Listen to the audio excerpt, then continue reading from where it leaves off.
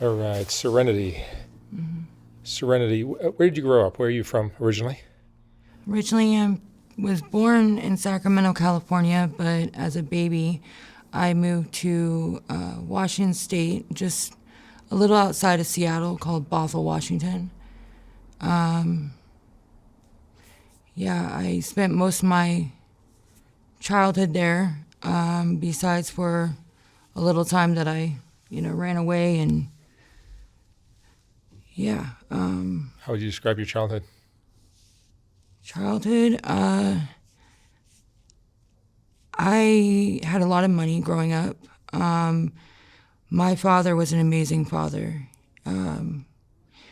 He drove me and my brother from California to Washington with barely any gas, begging for help and everything.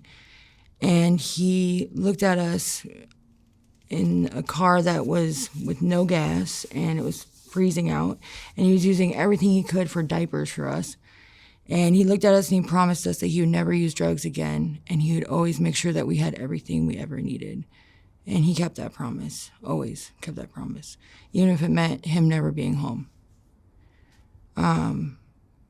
My mother suffered from a drug addiction.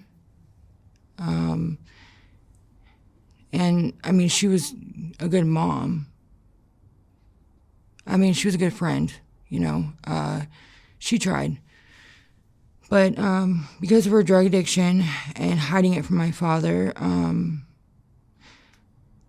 it quickly became my job to help her hide it. She would utilize me as her tool to hide that.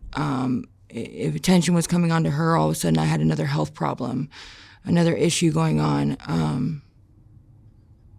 And it alienated me from a lot of the world. So my childhood was alone, raised by a TV, with McDonald's, Jack in the Box, whatever fast food would feed me.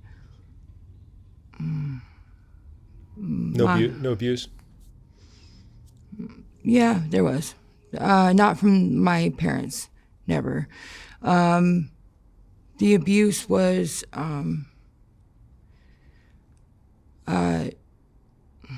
there was a man that, my first sexual experience was when I was younger, and it went on from an early age, about 7, until I was too old for him, which was 12. Sadly, I would say that was probably the first love of my life, and it's weird to say that. I've heard that before. Yeah. He was the only one that was giving me any love and affection. My parents weren't big on hugs or anything, so,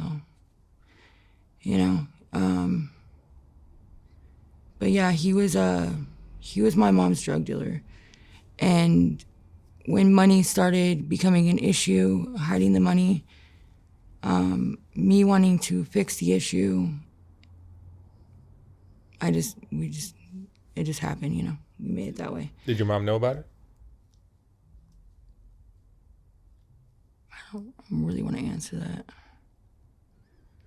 Yeah. How far did you go in school?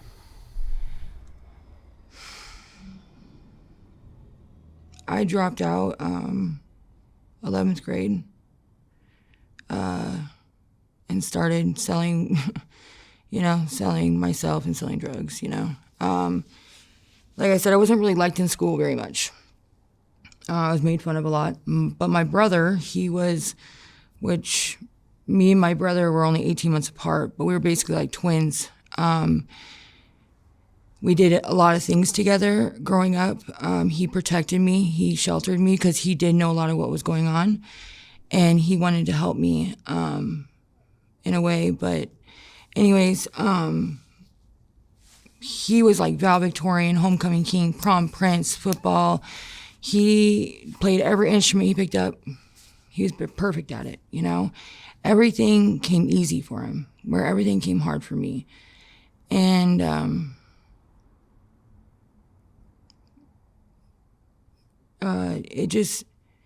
I didn't want to be in school no more. I wanted to have my own identity, and I didn't want to live in a shadow anymore.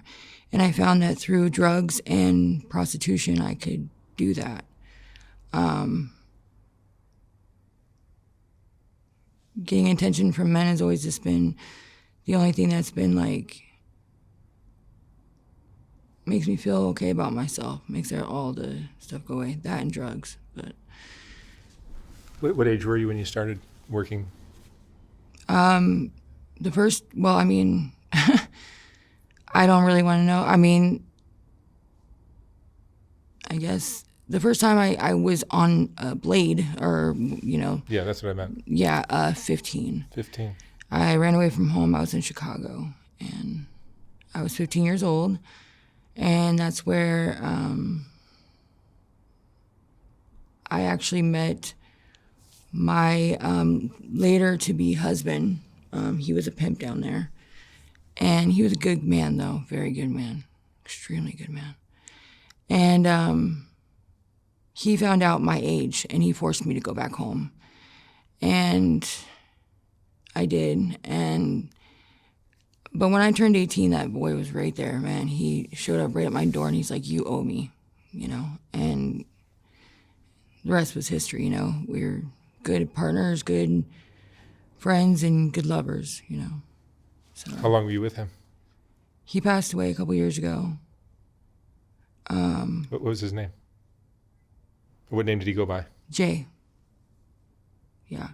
He was a Jehovah's Witness growing up, you know, had a big, great family. And because of being Jehovah's Witness, he wasn't good at academics, but he was good at football. And so instead of going to football or going on a scholarship for football, he chose to be a drug dealing pimp, because his family basically said if he was going to go play football, then he had to leave the family. So instead of doing the college and the football thing, he did the drug and pimp thing. So I've never understood that, and it's caused a lot of issues with my faith because of that. Like, that was a really hard one for me to swallow. Why would anyone tell someone not to go follow their dreams? He wasn't good at academics, so why not that? But we had an interesting relationship. No one really understood it. It was quite open. We were just honest, always honest, and always there for one another. He was black or white? Black man. But he wasn't your typical pimp like they are here in California. I hate to say that, but you know, all the girls he worked with, he made sure that their bills were paid. He never would hit them, ever would hit them. He said if you had to hit a girl, she's not worth it. And he'd always say to the guerrilla pimps, look, a female will make you hundreds if she's working out of fear. She'll make you millions if she's working out of love. You know, and he just made all of his girls love him. And he would help them with CPS cases, anything, you know, if their children need anything, he was there. And, you know, he tried to help these women, you know what I mean? And I've tried to do the same, but I can't do the same as him. I'm not like him. But he would literally help women, you know? He would take someone that was low in the gutter, accepting bullshit pay, you know, and dirty hair, dirty, you know, skin and dirty nails, clean them up, get them sparkling fresh, and give them a new way of doing things, and show them a new life, and show them that it is possible to spread love and be in this job without, you know, totally hating yourself in it. When did drugs start for you? Oh, drugs. Oh, I was doing meth every day at 13. So the drugs started first. Yeah, I mean, other than the partner, after I lost the older guy that I was sleeping with. When you were a child? When I was a child, yes. I started with drugs. And I was dating a 21-year-old at 13, and I was doing drugs every day. Wasn't going to school, you know. So my dad ended up finding out about that, and he sent me to Alaska. Alaska was the first time I ever had any kind of rehab, anything like that. My aunt and uncle lived in Alaska, Craig, Alaska. And my uncle was like, he ran the AA and NA thing there.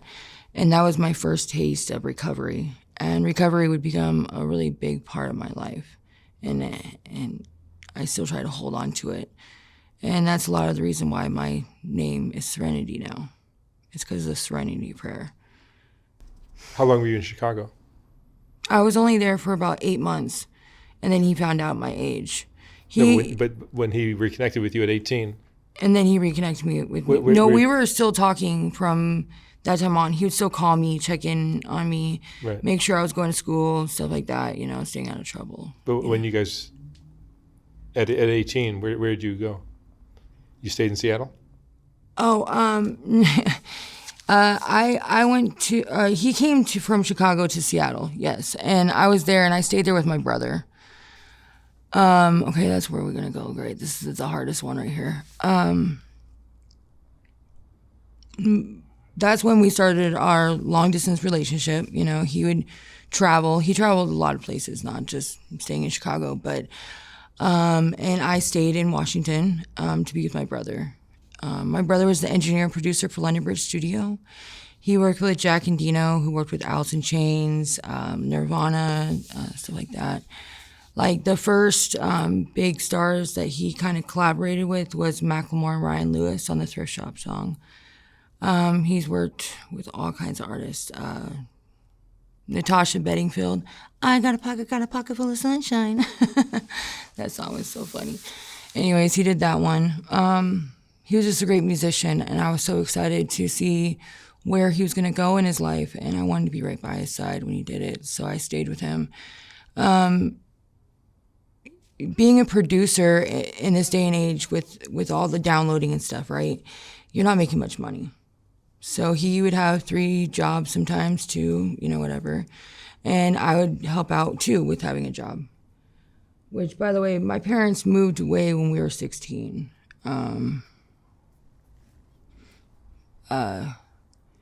They moved to Arizona because my dad found out about my mom's drug addiction at the same time as he was losing everything he ever owned.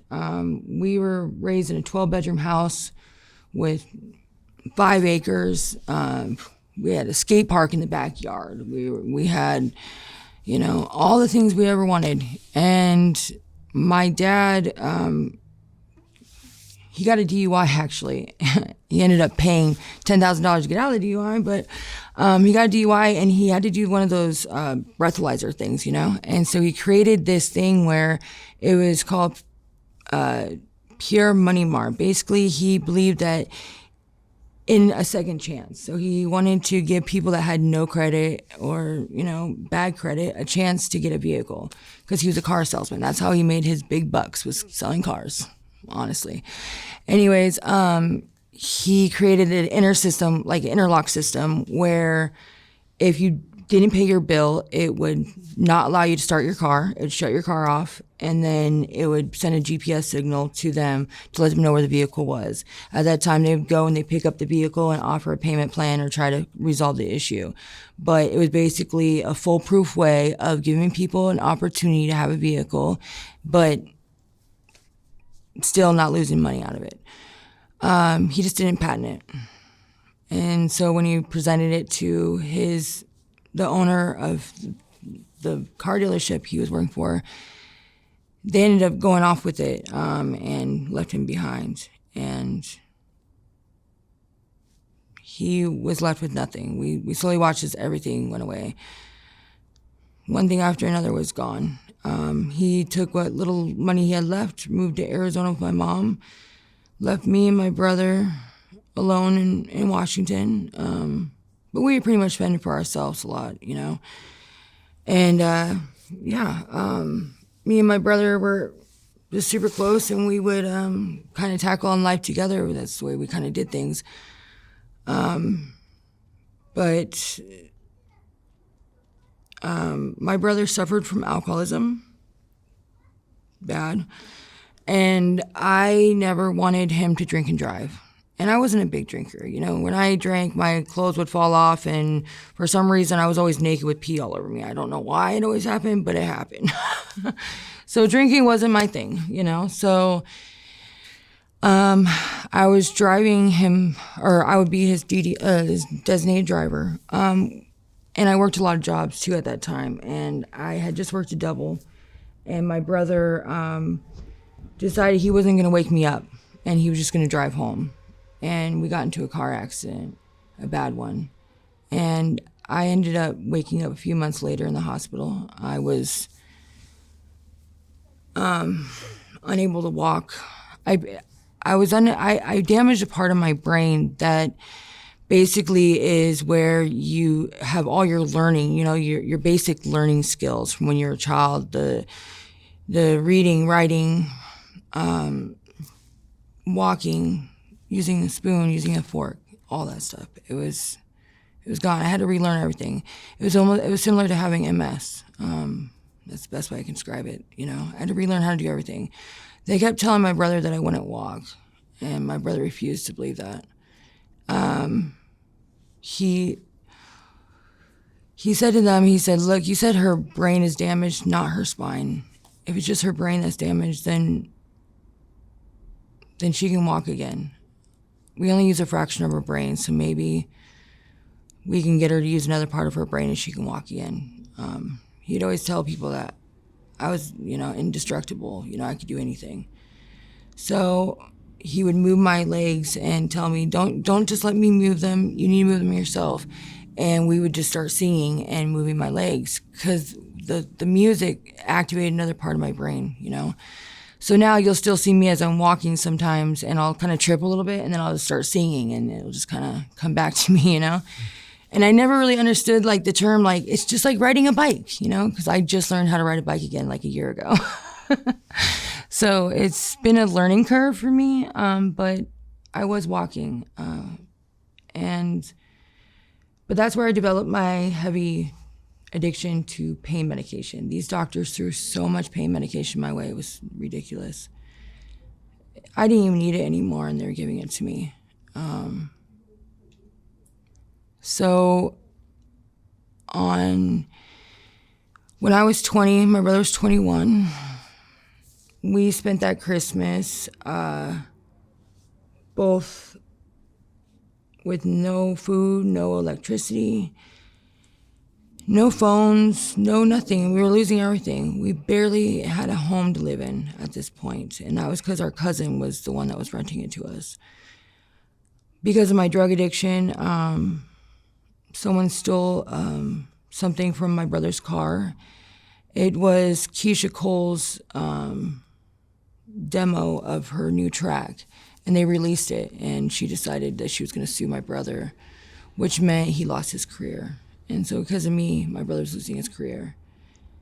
And that was very hard for me. But he decided that since we had nothing, that we would, for Christmas, we would give each other a gift, and that was getting sober together. My brother drank a half gallon a day. I knew, I've always been with alcoholics, but I never knew an alcoholic to get sober. But, sorry.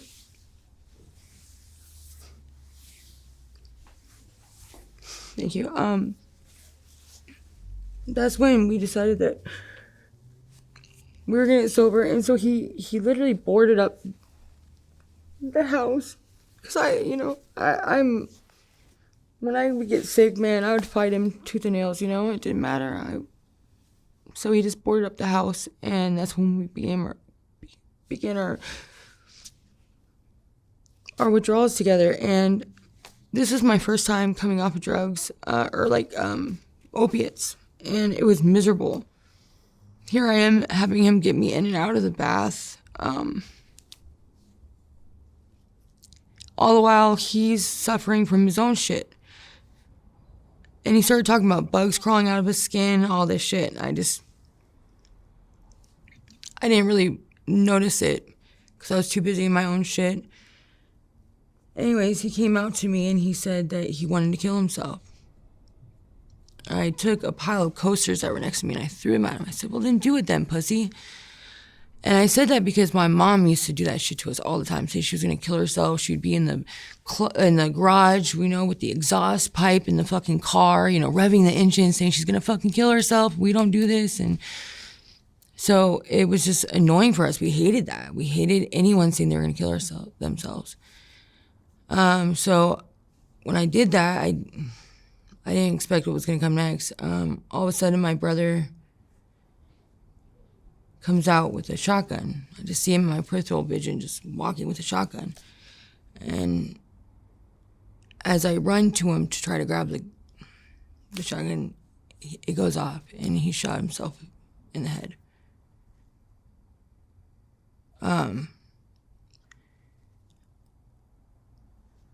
All of a sudden I'm sitting there covered in blood, brain matter. I mean,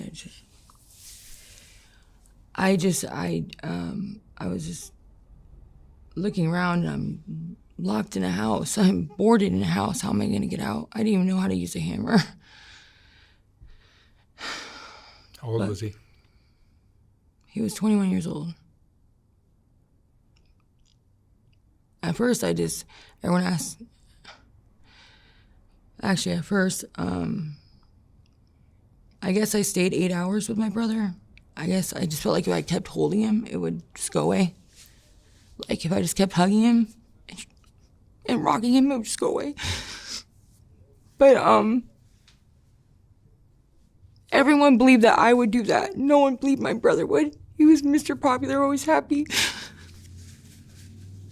So my family said to put me under investigation for killing him. So I was arrested for that at first, but once they saw where the gunpowder residue was, it was in the frontal part of my body and it was on his hand. They, released me. Still to this day, I have family that doesn't believe that. And that was the day I lost everything I ever knew. And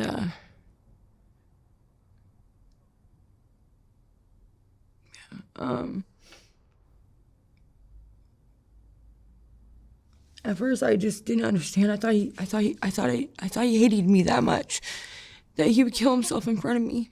Like he did that to punish me. So like I went through a lot of trials and tribulations, and after that just hating myself and feeling guilty. And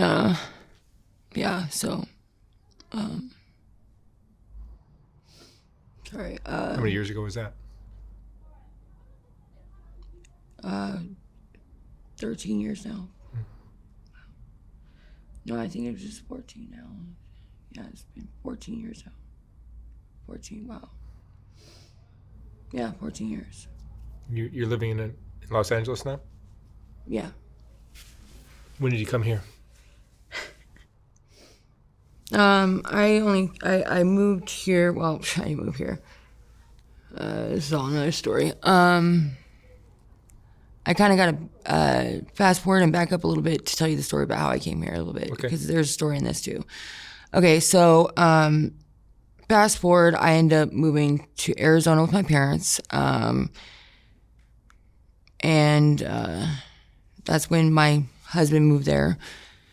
Me and him went through drug addiction there, homelessness, all that junk,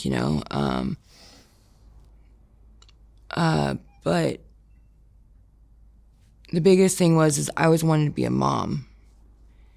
And I suffered from not being able to get pregnant.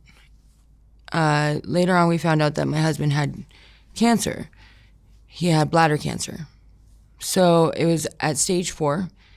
And they wanted him to remove his bladder. I didn't agree on it. His mom did. They wanted to do it. So when they did when they did the surgery, it spread, and I ended up finding out about this monk that actually worked like Nipsey Hussle for a cure for cancer. It was like this big ordeal. I don't know if you heard about that, the cure for cancer. Okay, well, anyways, it's something that we all know. It's no processed food, alkaline water, no dairy. I guess, we're really not supposed to have dairy after pubescent age. That's what they say. Anyways, and I started him on this diet, and it cured his cancer. I mean, he went into remission. It's basically recycling your body in a way. You gotta do a colon cleanse, herbal cleanse. I would do a spiritual cleanse too. And then, fast for 7 days, 7 nights, and then put no processed food in your body. Only white fish and chicken, alkaline water, acidic, things. I mean, it was just, it worked out. No dairy. But yeah, I kind of became a naturalist through this. But through that, I ended up finally getting pregnant. I was 30 when I first had my son. But however, when we found out that my husband went into remission, we both relapsed, kind of just celebrating, the remission. And so when I found out I was pregnant, I was using drugs. And that's when I started my really heavy recovery. That's when I really started recovery. I found out I was pregnant 4 months into the pregnancy, and when I found out I was pregnant, I was using heroin at the time, so I had to start on methadone, which wasn't a choice of mine, but I had to.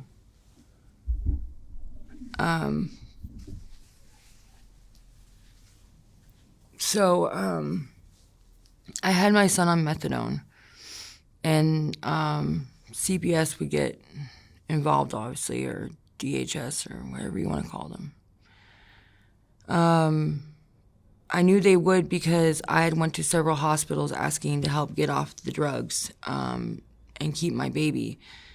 And it wasn't until a doctor finally told me, hey, look, stop going to the hospital, just go get on methadone. It's the best thing for the baby. So I got on methadone, and then I went into a women's shelter. Next thing you know, I went into a family shelter with my husband. By the time my son was born, we were in a place, and I was heavy in recovery. I started sponsoring women, everything like that. And this was during COVID. It was really hard with it being COVID and all. And then I asked my sister, who I had become very close to. My sister was actually my dad's best friend's daughter, who my dad later on adopted. But she had always lived with us. She was always my sister. And so when I lost my brother, she kind of took over that role as being, my right-hand man, woman, whatever you want to say. Anyways, she had 2 kids, and she suffered with the, challenges of CPS as well, and drug addiction. And she had lost custody of her first daughter, and me and my dad took on custody for a while of her daughter to keep her out of the system. And my sister got sober, got her daughter back, and ended up having another little girl. My sister was sober for 5 years. And then I asked her, she had CPS out of her life, everything. I asked her to go to a meeting with me. This is after I had my son Maximus. And I had become pregnant right after again with my daughter Maya. So I had my kids back to back. My son was 3 months old when I found out I was pregnant with my daughter. So here I am at 30 years old with 2 kids all of a sudden. Anyways, I asked her to go to a meeting with me, and she did. And we would always bring our kids because we believe if we're addicts, there's a possibility our children can be addicts. So we wanted our kids to know what it was to be in a meeting and hear the stories and know, like, you know, the challenges that addicts go through. And so, anyways, she had expressed that she felt like she deserved to get high, that she's been doing so good and she wanted to get high. And she'd been talking about it for a while. She wanted us to get high as soon as my daughter was born. She's like, when you have your kid, let's go get high for like a weekend, and then we won't do it again, you know? Like, I've been doing good. I've been, you know, working hard. And I told her, just stop. You're crazy. We're never going to get high again. Like, I said, we always plan that when we get super old, we'll go to a deserted island or something and go get super smashed on all the drugs we want and just go out that way, you know, go out with a bang. Like, that's when we'll get high. Right now, we're just going to be moms and do the regular thing because, you know, let's be the good parents we always said we were going to be. Anyways, someone at that meeting decided to call DCS on my sister, saying that she had said that she got high around her kids. So there my sister was about getting them coming back on her doorstep, trying to take her kids away. And so I guess she went and picked up some heroin. That was her thing, was heroin. Since she was 16 years old, she was shooting heroin. Like I said, I didn't start until I was 19 with the opiates, but that was always my sister's thing. Mine was meth, hers was opiates. Anyways, she picked up some heroin, and I guess it had fentanyl in it. And she did a shot. My oldest niece found her on the ground in the bathroom. She had been laying there all night with the needle still in her arm. She called me because she didn't want to wake up her dad. She goes, Titi Kiki. I'm like, what? She's like, you gotta come here. Mama's, I think Mama's went to heaven. And I'm like, what? You know, like, what do you mean? And me and my sister lived right next door to each other. So I ran over there really quick, and when I saw her like that, it's just, I mean, it was hard. And I just grabbed the girls and I yelled to my brother-in-law. I said, you know, come get the girls, come get the girls. When he came in, he's like, why would you do this? And he grabbed the girls and he left. He never came back for her ashes. Nothing. He just disappeared on us. No goodbyes, no nothing. But I know why he did it. He was scared that the girls were going to get taken away because they were there when that happened. He did what my sister would want him to do, and that was run. So I knew that he was from California. And the last place that I knew he was at from his Facebook was MacArthur Park. I think that's where they probably got their IDs or something. I don't know. I'm not sure. That's my guess. But I haven't found them. But anyways, after my sister died, it was only about 2 weeks later that I had my daughter prematurely. The stress of losing my sister caused me to go into early labor. When my daughter came out, she sucked in amniotic fluid, and she was small, so she had underdeveloped lungs. And so when she came out, she was purple. And I was one of those moms that, like, when she's, you know, when I'm giving birth, I'm like grabbing my baby right away to just hold them, you know. It's one of them right away, you know. And so I'm grabbing her and I'm trying to put her on my breast, you know. And I'm like, I look at her dad, I'm like, I know she's black, but she's supposed to be this purple, like joking around, you know. Like, I knew she was small and everything, but I don't even know why they didn't let me do that. But anyways, all of a sudden the nurse presses this button behind me. All these doctors and stuff come in and they grab my baby and they take off with her. And I look at her father and I told him that she's dead, you know. Your chance of having a girl's gone, you know. And he never really swore at me, but he was very angry at this point. He said, you know what, fuck you, bitch. I know she's alive. I know she'll be okay, you know? And he took off. He ended up with his adrenaline rushing, ran through that hospital, fighting, you know, during COVID, you know, fighting through the nurses and everything. And he went up to our daughter, who I guess, you know, had been dead for several minutes. I'm not even sure how long. But for a premature baby, I guess they really can't be doing too much. They can do CPR, they can't do paddle, stuff like that. Well,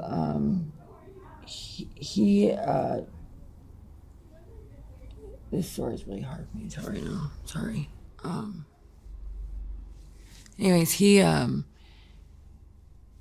ended up, with the adrenaline rushing, he ended up going into the room and he looked at her and he said, "Look, little girl, I'm gonna put my finger in your hand and you're gonna grab Daddy's finger." Anyways, I guess, I mean, he was like in a medical magazine and everything for this. I didn't get to acknowledge most of it, but anyways, he put his finger in the palm of her hand, and with her being so small, okay, somehow there was an adrenaline rush and it helped kind of like kickstart her. And so they started working on her again. That's when the doctors were working on her, and they told him to just keep your finger on the palm of her hand. And that's when she grabbed his hand. And that would be the moment where those two would become inseparable. Those two were inseparable. He stayed in the hospital with her. It would only be one parent in the hospital, you know, and he was the one. I mean, he was even like telling me, because he wanted her of the effects of drinking breast milk. So he would be, you know, saying like, "Hey, meet the Fockers, you know how they got those breasts, you know, like," I don't know if you know, but Meet the Fockers, the grandpa had these boobies made so he can breastfeed his his grandbaby. So my husband's literally asking me to look on Amazon for these breasts so he could breastfeed our baby. I'm like, okay, bro. He really wanted me to grab those. I'm like, okay, no, you're not going to be wearing breasts. But, you know, it was a lot all at once. It was a lot. But still, it's no excuse for what happened later on. I ended up just under pressure. I started using it again. He was at the hospital with her all the time. He's with her all the time. And I was alone with our son, and we were finding out slowly that our son was autistic. He started slamming his head, you know, but he was showing large amounts of he's so smart, but social skills are where he lacks, you know, he just lacks there, but he loves music. And, God, he's so smart. I remember one time he was watching his dad, putting up a baby gate, and he was able to reenact that, but backwards, but utilizing me. And that's where I kind of went wrong. I really allowed my son to utilize me for a lot of things. Anytime he needed something, I'm like, let mommy do it for you then. Have mommy do it. You know, me and him were inseparable. I couldn't even let him go to daycare. I was one of those moms that would bring him to daycare, and I was sitting outside the daycare like, all right, when do I get my kid back? I want my kid back, you know? Me and him were very close. But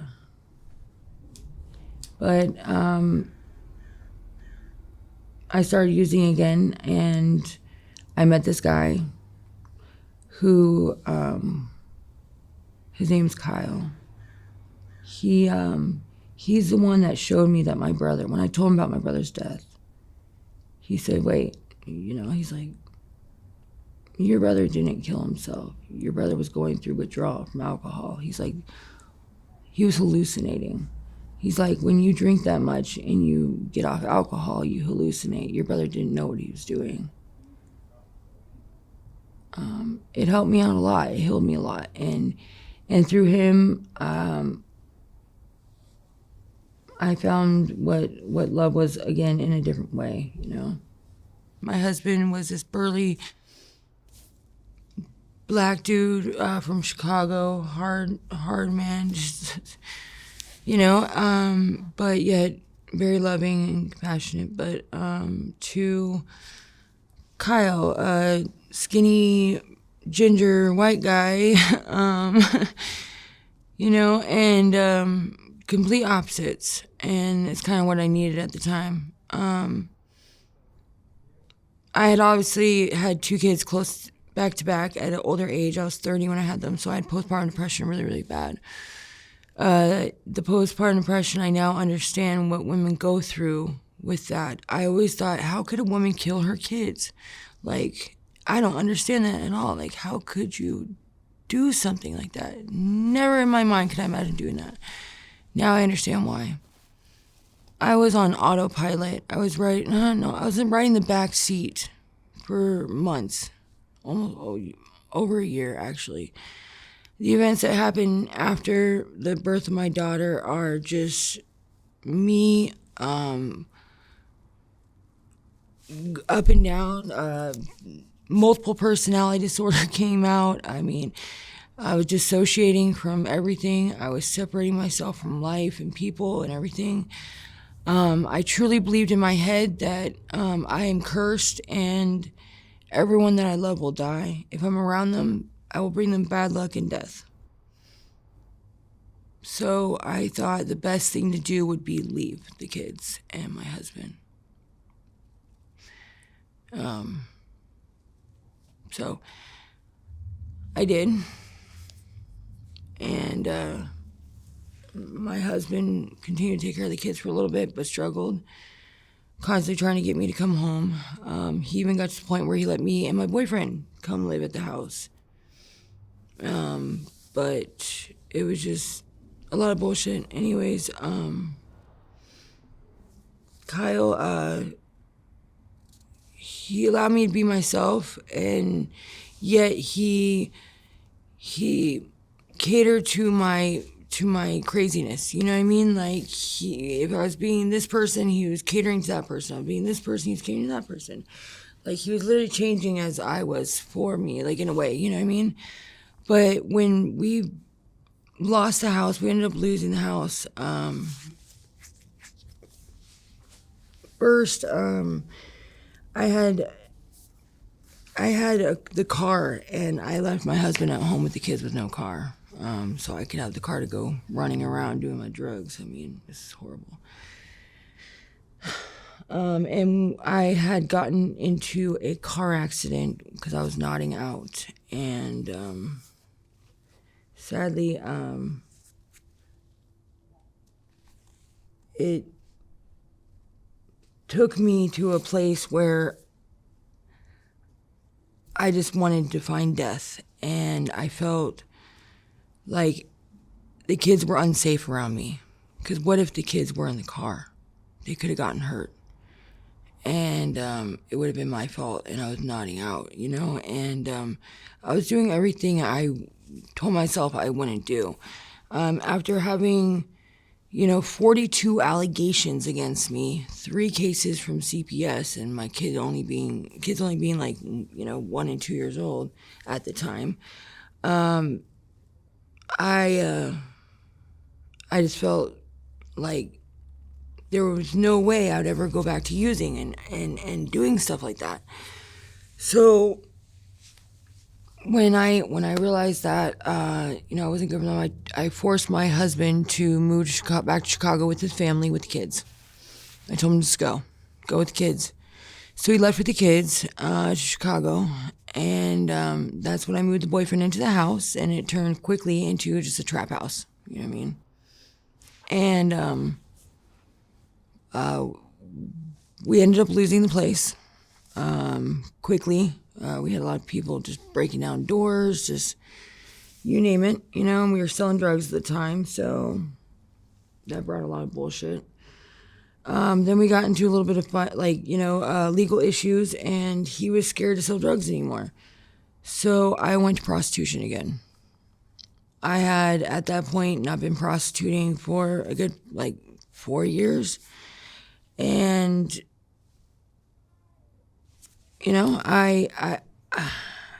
I was happy to finally be okay with being with one person. And that was, Kyle. And, anyways, with the financial issues, I started working again, first behind Kyle's back and then with Kyle's acknowledgement and acceptance.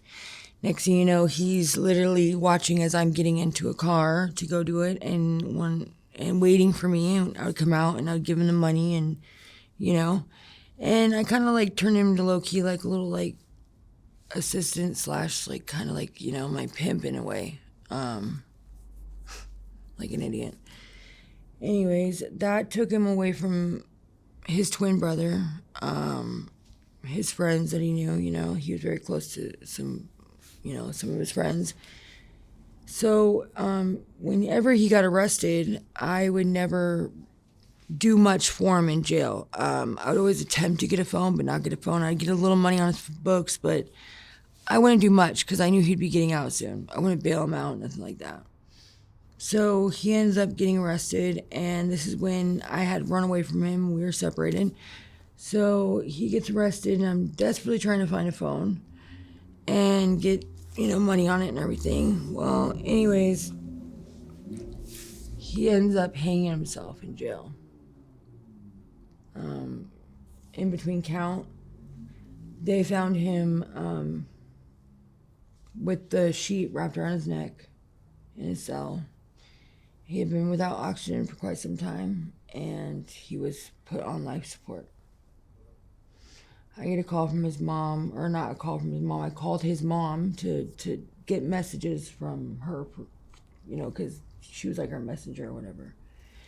Anyways, she tells me what happened and said that we're just waiting for him to get released from custody so that we could know where he was at and go visit him.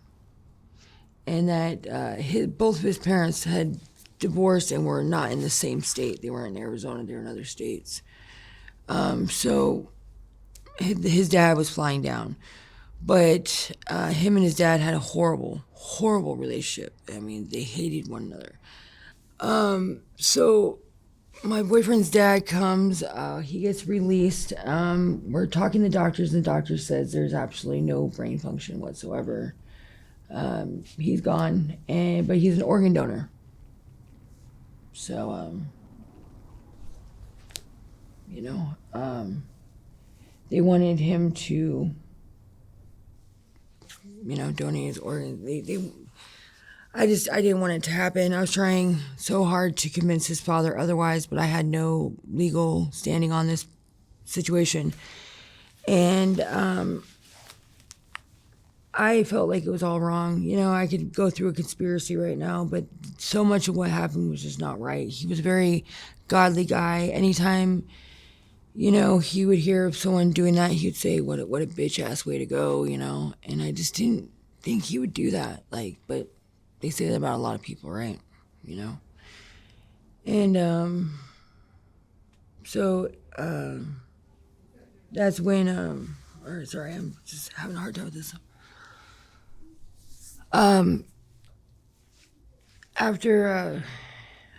After some time in the hospital asking for evidence of his no brain function, for some reason, whenever the doctor was in, I was never there. I just had to take his dad's word for it. When the person came in asking about the organs and everything, he was a drinker for most of his life. He smoked over a pack a day. He did Xanax, fentanyl, methamphetamine, and he drank over half a gallon a day. He's had doctors say that they could put an elephant out with the amount of meds that they give this guy. He was indestructible. So, really, I mean, he wasn't that great of an organ donor, I thought, but they thought otherwise, I guess. His dad sat there and started telling him about what a piece of shit he was. He wasn't even talking about his lifestyle. It was just what a piece of shit he was. And I was just heartbroken over that. It was just ridiculous. And his twin brother just couldn't come in and do anything. So I lost the battle with trying to keep him on life support, and he went in for surgery for the organ transplant of his heart.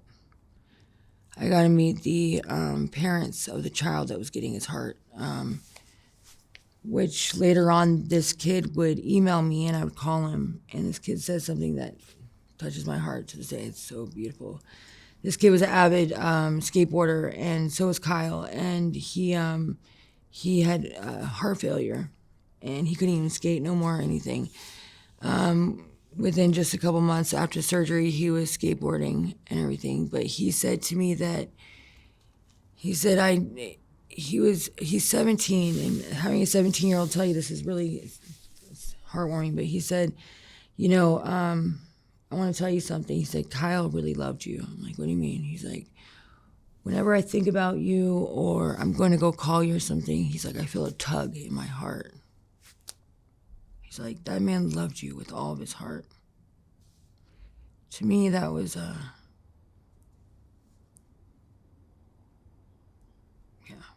felt good. He really did love me a lot. And again, I feel like I killed him. I feel like it's my fault for everything.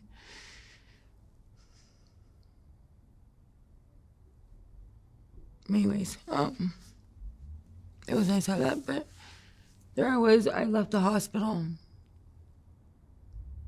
I had no money. And then a truck driver pulled over. And he asked me if I wanted to make $1,000. And I said, doing what? He's like, just go to California with me for 2 days and come back. And I'm like, okay, yeah, I'm down. Let's do this.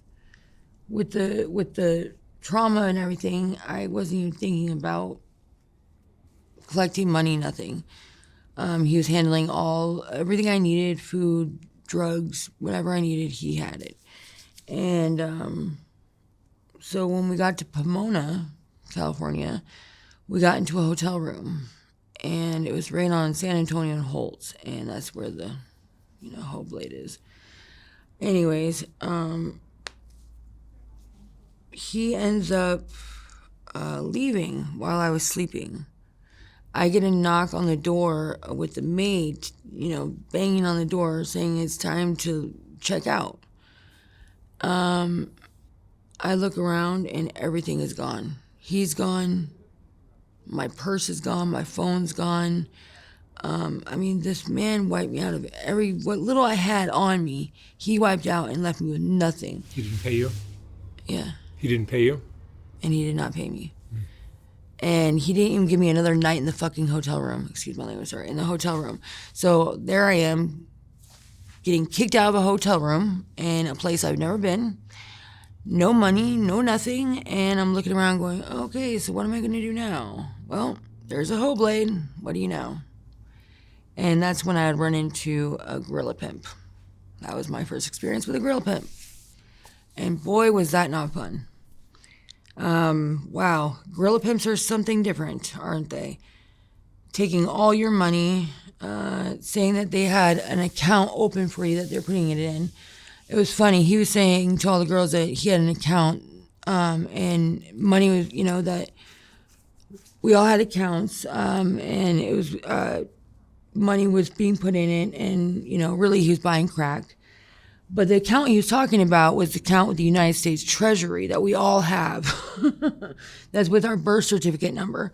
I mean, these girls were so naive and stupid when this guy was talking. I was like, dude, this guy is really a number. But, he was called the Prince of Pomona, basically. So there was nothing I could do to get out of this situation. I was stuck. I was forced to go in and out of cars. I mean, I've never really worked like that. I've never been one to be on a blade and going in one car and out of car. I mean, yes, I would go and escort and yes, have sex sometimes, but it was high dollar things. I wasn't doing anything for like 40, 50, 60 bucks and doing like 20 jobs a day. This guy really put a number on me, you know what I mean? And just forced it. But I wasn't seeing a cent from it. There's also a truck stop there. Yeah. Were you working the truck stop? No, that's Lot Lizards. No. I've done it a couple times, but that's a lot of traveling. And I get in trouble when I travel, so. But no, in Pomona, I was just mostly on San Antonio and Holt. I was working with him. Luckily, some guy bought me out. His name, I'm sorry, I'm moving around a lot, my bad, sorry. I don't know, Pimp and Bird, he was friends with that famous rapper from Pomona, what's his name? Sugar Free. He was friends with Sugar Free. He has this whole interview he's done, Pimp and Bird. He's a big known pimp, but he bought me from this gorilla pimp, thank God, because he was my salvation, really. He saw a pretty white girl that was just covered in bruises all the time because I couldn't shut my mouth. Constantly, getting beaten up, and he kind of saved me a little bit. I was still working heavily, but, he was keeping me safe and he wasn't hitting me.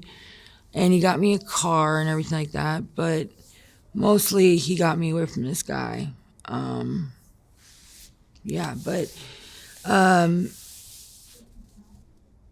The job became too much for me. I did not want to just keep putting myself in a position where all I was doing all day long was working and selling my body for not enough for me, honestly. If I'm gonna sell my body, it's gonna be in my terms, in a situation where I feel safe and feel like I am getting respect. That's what I thought I wanted, that's what I thought I should get.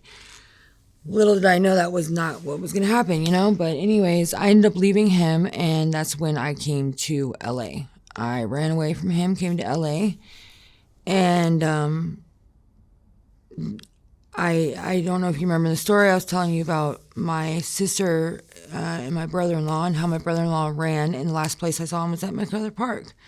So when I ended up in California, I was like, great, I could just go to MacArthur Park, and maybe I could get some information about, my brother-in-law. Well, I came to MacArthur Park, and that is the hub of fentanyl. I mean, there's zombies everywhere. It's sad. It's sad, though. When I got there, I haven't gotten much information, but I knew that I just wanted to do things a little bit differently and help people, give back, Try to change my life around a little bit. Stop being selfish. Try to not hurt anyone and try to benefit them, which has caused me a lot of pain as well because,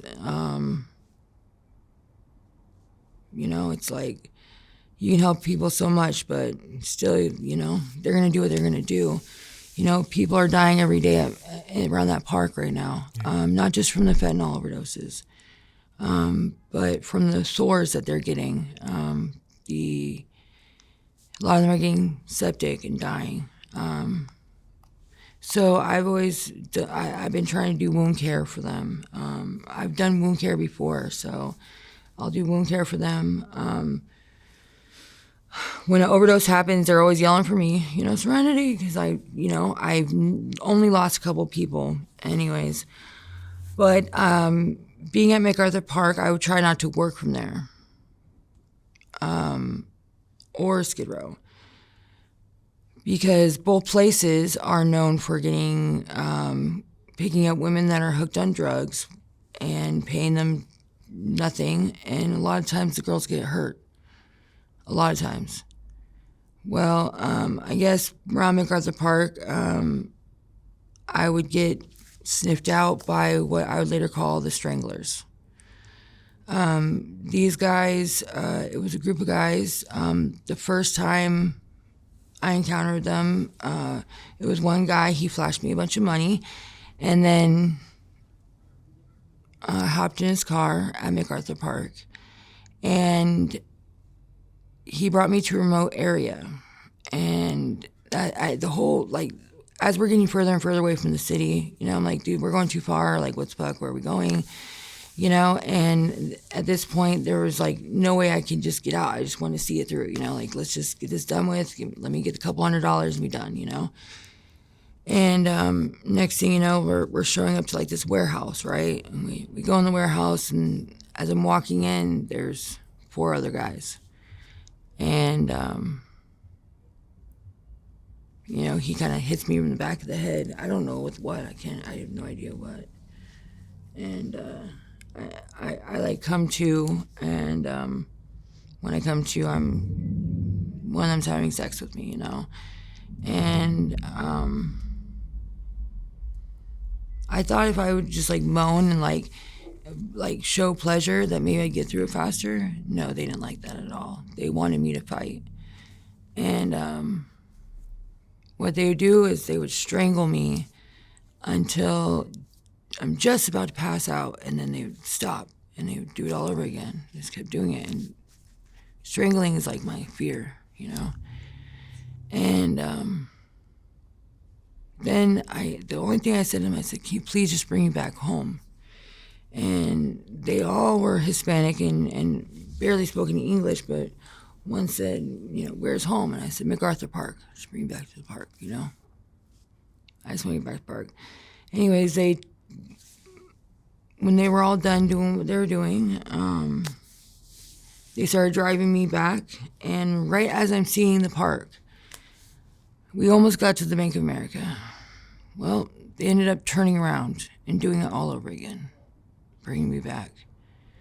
This time, you know, I was fighting, and so I got chloroformed and woke up to the same ordeal. And that wouldn't be the first time they picked me up. They're getting different drivers, but every time I would get dropped off to the same 4 guys. Funny, they picked me up 4 times.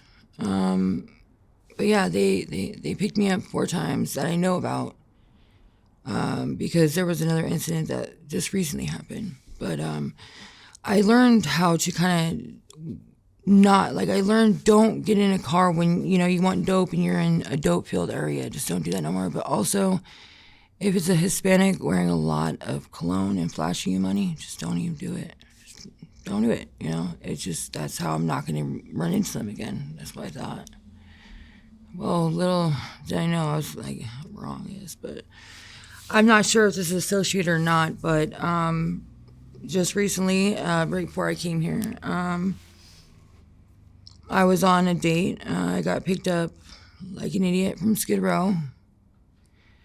And it was because my friend needed money so he could go to the hospital.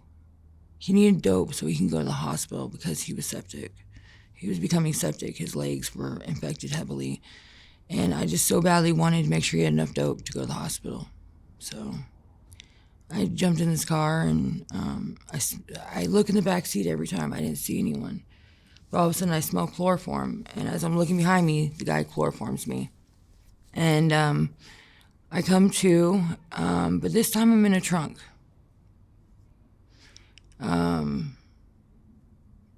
I was in there for 3 days. The only reason why I knew was because there was a little bit of light that was shining through like the rim of it that I can kind of get my fingers under, that I could see when it would turn light and dark. I would hear them from time to time arguing, or, you know, I don't know any Spanish really. I know very little, you know. Anyways, I'm not sure what they were arguing about, but they left me in that trunk the whole time. I didn't eat, no water. I was pissing on myself. I was sick, so I started, you know, shitting on myself. I mean, it was bad. It was miserable. And I knew I was going to die. It was the end for me. I was done with, you know. I just didn't know what was going to happen. Like, I just was so scared. Anyways,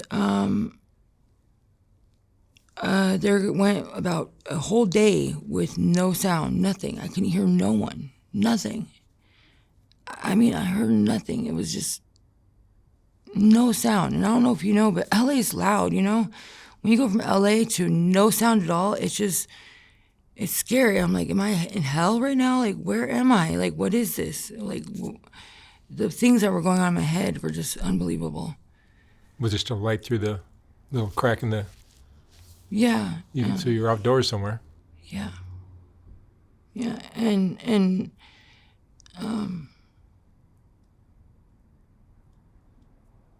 it would get really hot during the day, like super hot, sweating balls. So it was nice when I'd get a breeze. So there was a breeze, not a great one, but a little one. And sometimes dust would come in, so I knew that I was in a dusty area. Anyways, I started praying really hard. And I don't know, I've never really been much to believe in God, but I felt like it was a good time to pray. So I prayed, and I prayed. And I asked for forgiveness. I didn't even ask him to get me out of that situation. I said, just please forgive me for all my wrongdoings.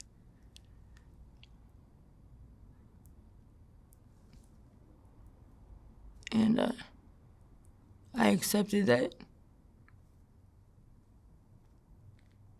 there's a chance I wouldn't be forgiven. And I'd probably end up in hell if there's a hell. But at least I'd be with my brother. But to take care of my kids.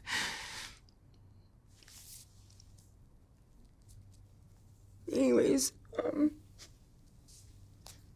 finally I felt a little bit of peace, and I kind of fell asleep for a second. And then I wake up, and I'm there for about, couldn't even be 20 minutes. Next thing you know, I just hear like a pop, and the trunk opens just a little bit, I'm like looking like, oh my God, I'm getting out, like what's going on? Like they're about to kill me. Like I didn't know what was going on. I'm like, why did I fall asleep? Oh my God, what did they say when I was falling asleep? What's gonna go on? Like, am I gonna get shot? How am I dying? I'm like, please just don't strangle me to death, please. I'm like, just shoot me, please, just shoot me. I'm just sitting there forever and nothing's happening. The door's just sitting there and kind of going like this a little bit. And I just start going, hello?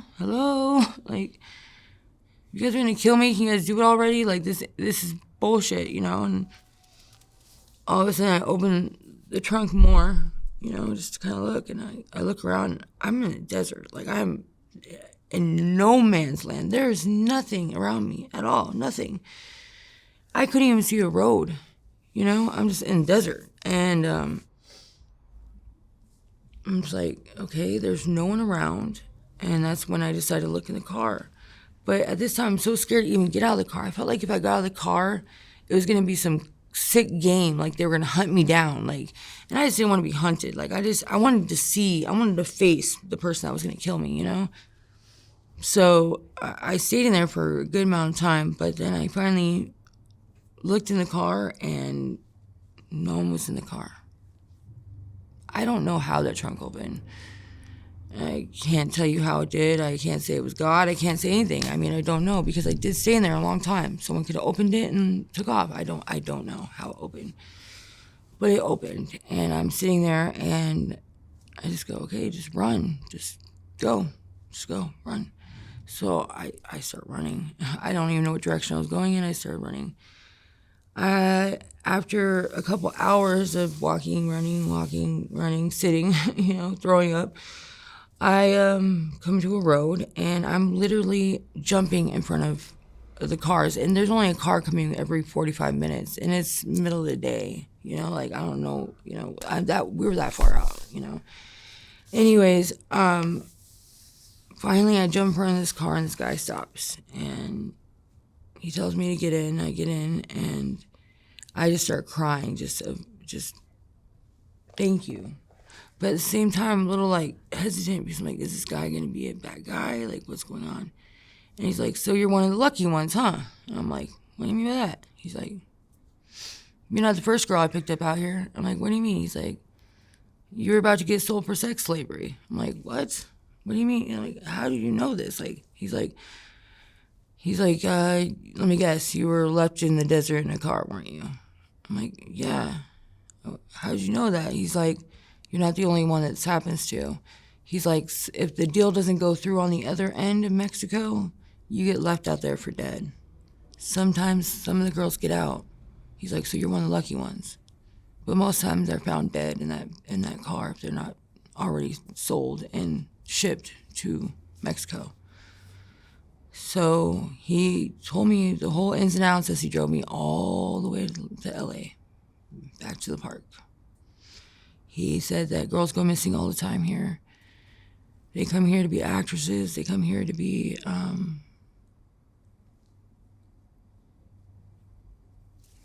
to make something of themselves. Instead, they're given drugs, drugged while they sleep, raped while they're asleep, forced into prostitution. They go crazy. And if they can prove that there's no one that's going to look for them that hard, like they have no one, they get sold. And they never come back. And yeah, so I guess I was one of the lucky ones.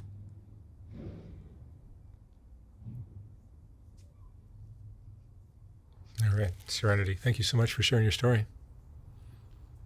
Thank you.